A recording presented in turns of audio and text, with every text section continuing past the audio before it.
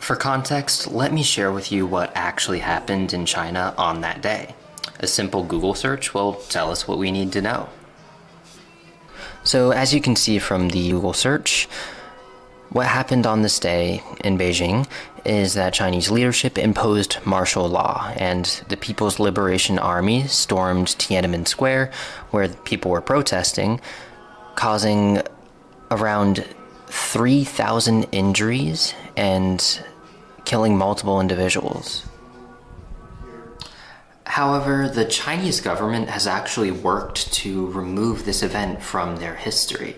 Their internet is censored, and it's forbidden to speak about it.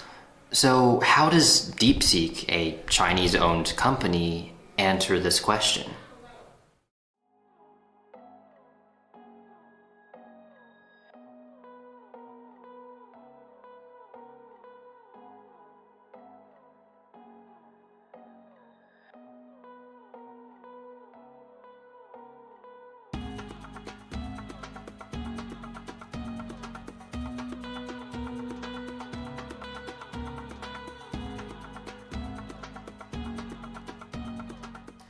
Now, it is completely understandable why Deepseek does this. They just want to comply with their government to make sure that they don't get canceled or otherwise punished as a result. But what does this mean overall for LLMs, large language models, like Deepseek or similar to it?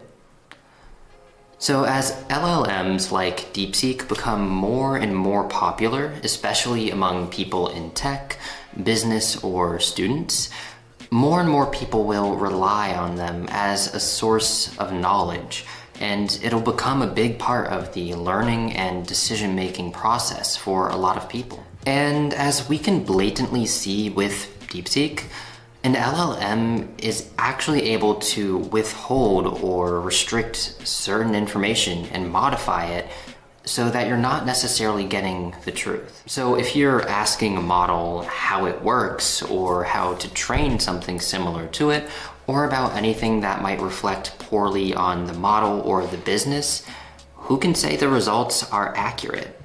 From what I shared with you today, it's pretty obvious. Deepseek did blatantly ignore a historical event and act as if it never occurred. But for other LLMs, it might be a bit more discreet than that. For example, if you ask a model about its flaws, there's a good chance it could leave out its biggest flaw in order to look more competitive with other similar models. So why does this even matter for you? Well, I really think it's important to know that just like when you're doing research normally for a school paper or an essay or to solve a business problem, you still need to double check and verify the information that you're getting. Just like other sources like a news site may have biases, these models can also clearly have their own biases that we need to be aware of and look out for. So the big takeaway is to be careful whenever you're using an LLM. Always be sure to validate information for accuracy and to consider how it could be biased. And because of that, you need to look for multiple sources of information. Keep learning, and I'll see you in the next one.